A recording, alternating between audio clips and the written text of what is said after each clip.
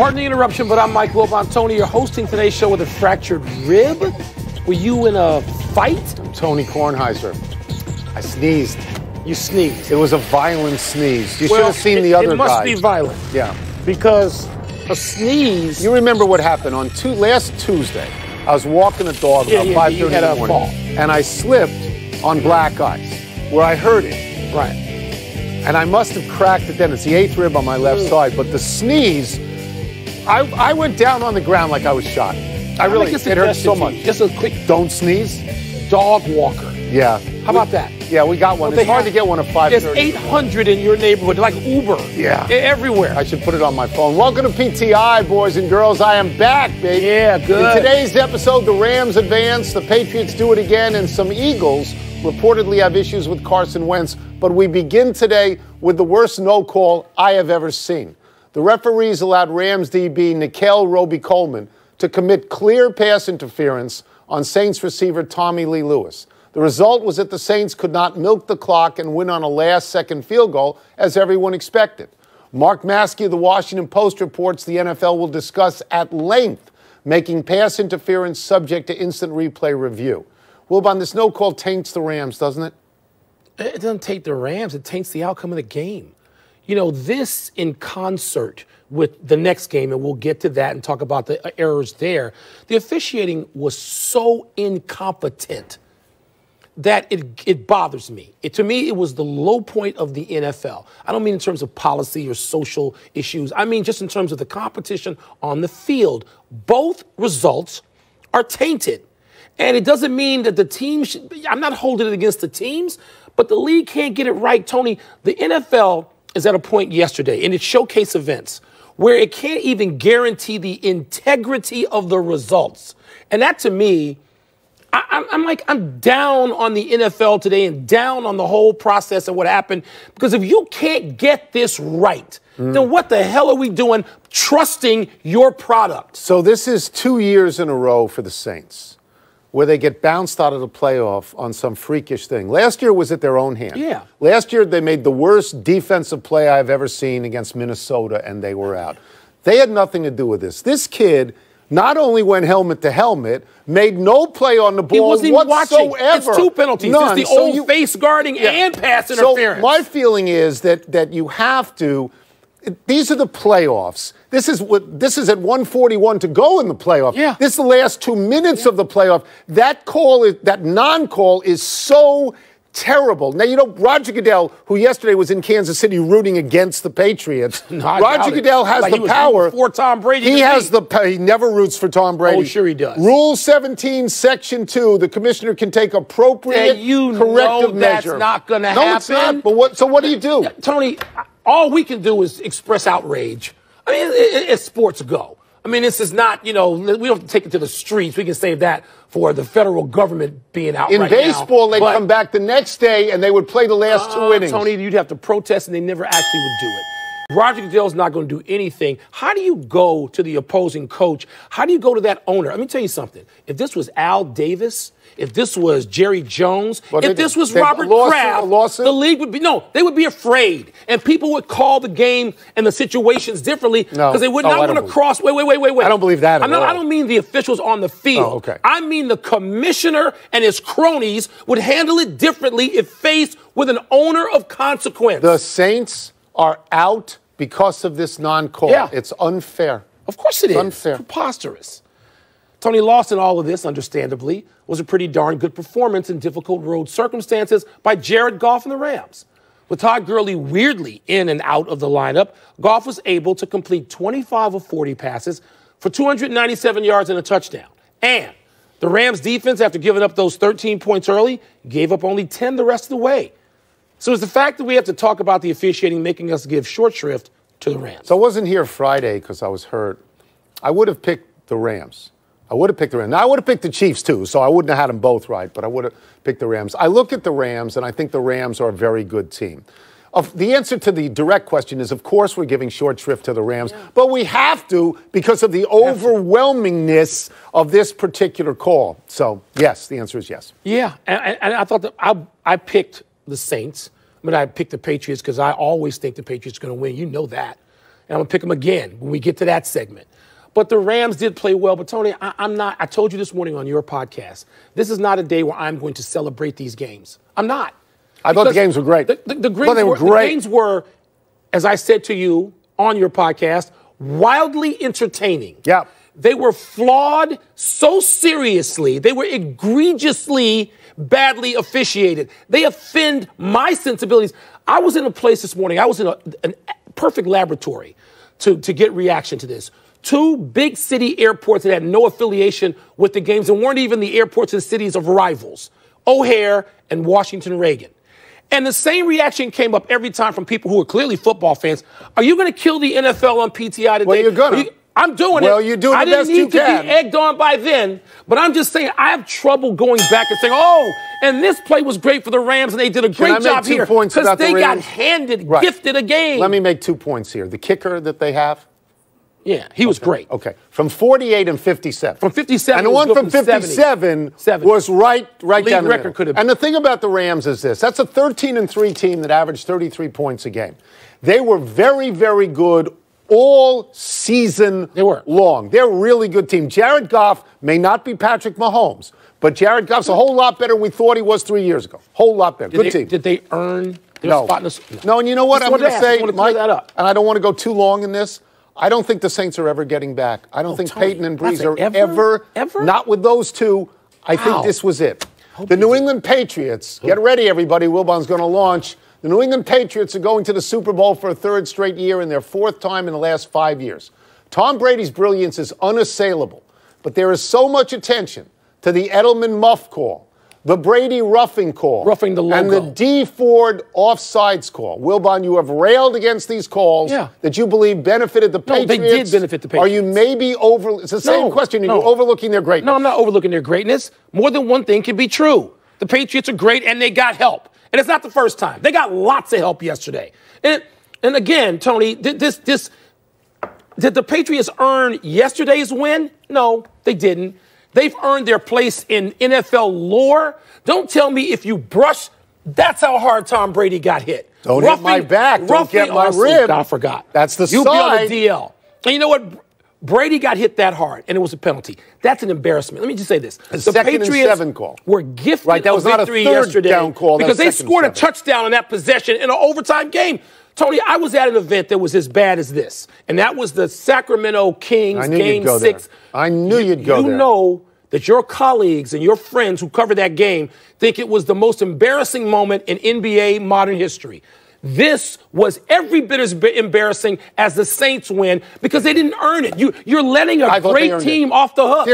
I thought they earned it. I thought Brady was sensational. Earn anything. He's 41 years old and nobody touched him because he gets rid of the ball so quickly. Oh, they touched him. And when they did touch him, he got 15 yards. It was the greatest 4th quarter I have ever seen in which 38 points were scored. Brady, I don't know why Andy Reid deferred because he gave Brady the ball and boom, he went right down the field 7-0. Should have been 14-0 except for a Darrell Bevel crazy dumb call. I agree with that. All right, so that was terrible. In the overtime, he goes right down the field. Yes, Brady. He's great. That's right. He is great. He is great. In terms of, and you wrote this. And by the way, it was shown to me on Twitter. That's a legit call. He was offside. That's a legit call. He's offside. So on Twitter, because it's shown to me, because I don't have Twitter. I don't subscribe to the Twitter.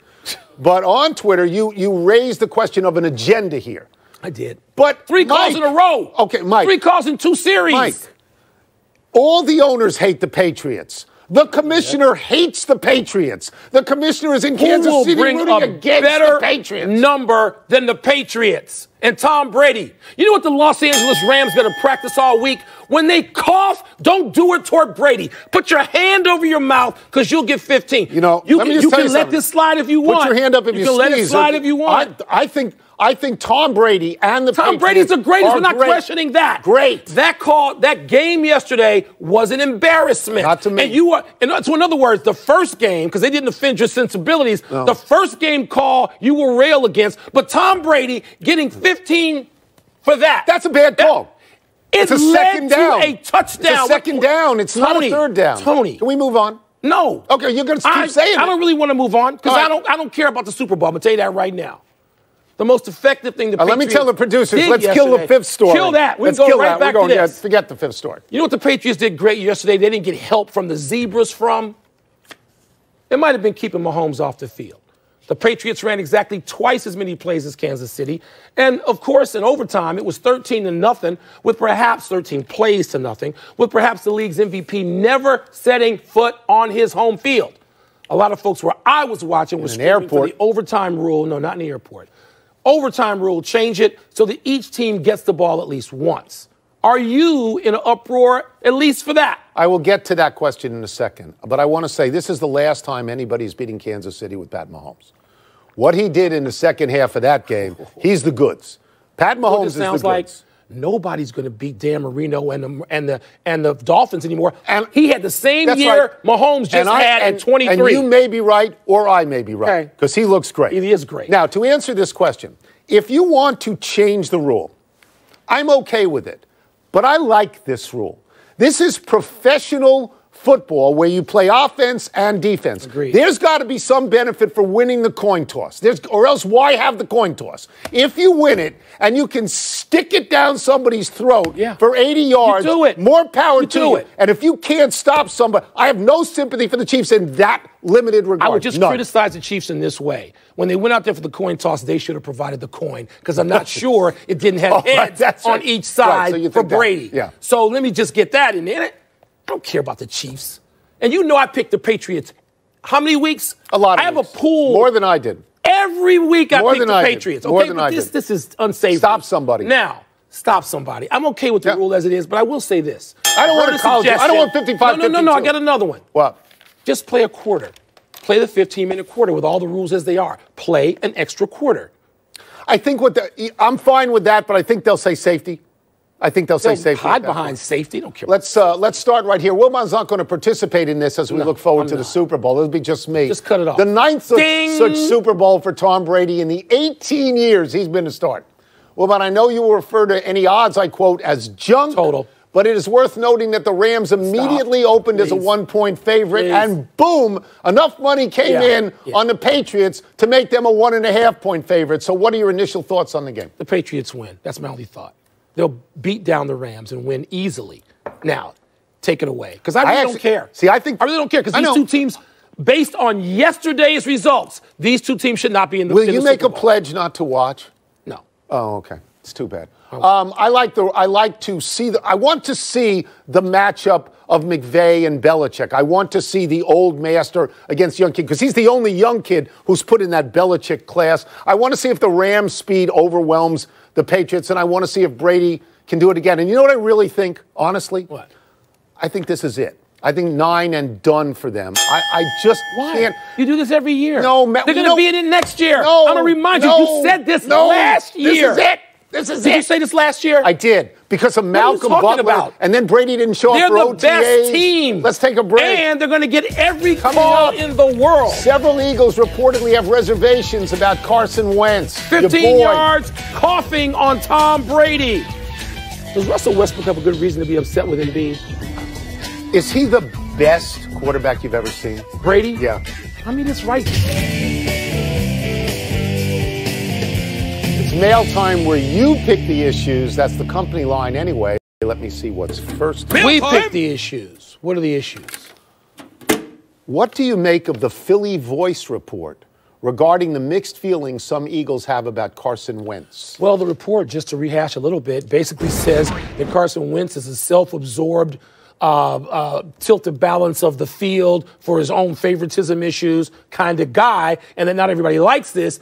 And one teammate after another has come out basically on social media and said, that's a bunch of hooey. Carson Wentz is our guy.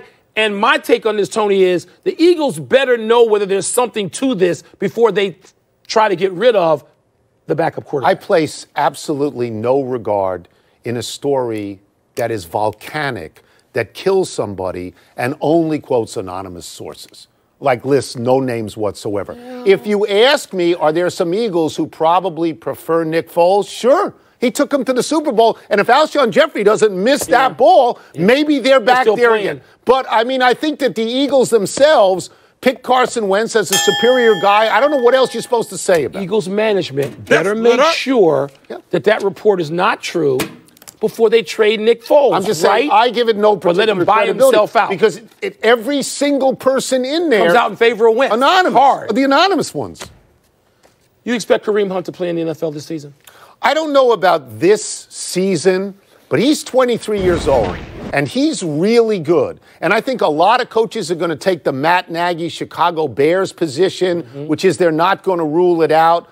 I mean, there's video. It's hard to embrace this guy. There's video of him shoving and kicking a woman. Everybody's seen that. Yeah. But if the NFL wades in and gives a finite suspension, after which it says it's okay to sign him, I think people are going to sign him. He's in anger management now, which gives them the rationale to do it. I'm glad you covered all of that. I'm going to cover one part of this. Having been all weekend in Chicago and yesterday watching the game in a community adjacent to where Hallis Hall is in Lake Forest. And the owner of the Bears, her name is Virginia McCaskey.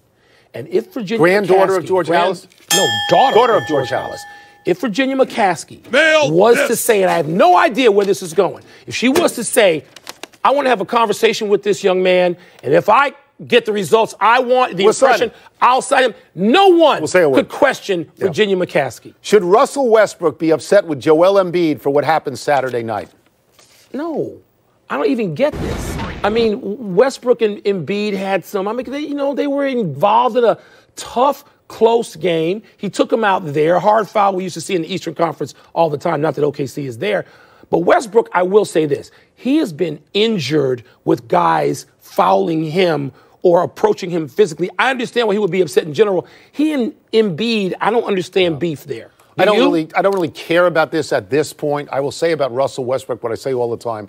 No athlete I have ever seen plays with more anger or a bigger chip on his shoulder than Russell Westbrook. That's right. None whatsoever. Agree. This is basketball. This is what happens. Embiid is a huge guy. He's huge. He's a 7-foot guy. By the way, did you know the phrase when Embiid said of Westbrook, he's always in his feelings? No, you know what that is? No, I have no idea. Apparently that's a Drake lyric. Last one. And so I'm not as familiar with Drake's oeuvre as perhaps I should be. His oeuvre? His oeuvre. Okay, then. Bigger deal, Duke winning or Michigan losing? The answer is Duke winning because nobody's going through a major conference undefeated. Michigan still has to play Iowa. They got to play Maryland twice. They got to play Michigan State twice. I mean, teams are going to get 2-3 losses. 4 or 5. You're going to lose that. Duke was very impressive because Virginia's really, really good. Yeah. Okay? And Duke did not have its point guard, which enabled a lot of people to write them off. They won at home. Zion Williamson and R.J. Barrett combined for more points than Virginia had ever given up to 2 guys.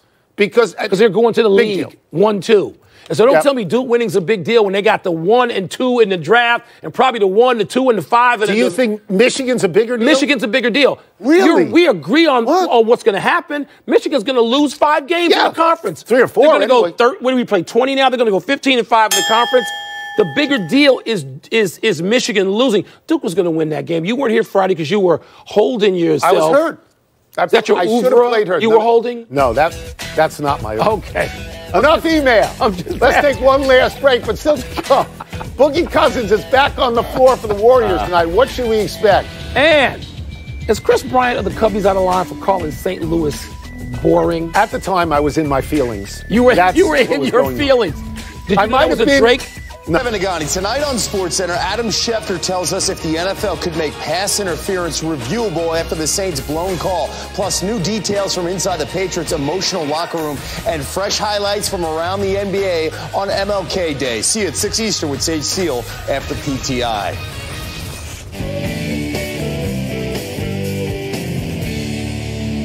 Happy time, people. Happy 87th birthday, John Chaney. The Hall of Fame coach who spent much of his career at Temple was no stranger to controversy. Twice he almost got into fistfights with opposing coaches. Once with Jerry Gimelstob at George Washington, 1984. Once with John Calipari when Cal was coaching at UMass in 94. These were actual near fistfights. People had to get in between them.